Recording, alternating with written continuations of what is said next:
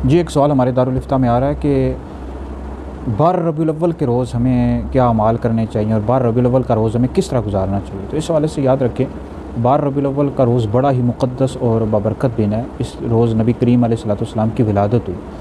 तो इस दिन हो सके तो आप रोज़ा रखें और रोज़ा भी रखें, कुरान मजीद की तिलावत करें कसरत के साथ, नबी करीम अलैहिस्सलाम की ज़ात पर कसरत के साथ दुरूद पाक पढ़ें और इसी तरह जुलूस में भी जाएं।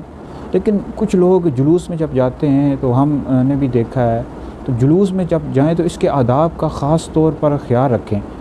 कुछ लोग जुलूस में जब जाते हैं और सड़कें ब्लॉक कर देते हैं या यानी पीछे गाड़ियाँ आ रही होती हैं, लोगों को गुज़रने में मुश्किलात पेश आती हैं, तो इस तरह ना करें, सड़कों को ब्लॉक ना करें, लोगों को तंग ना करें।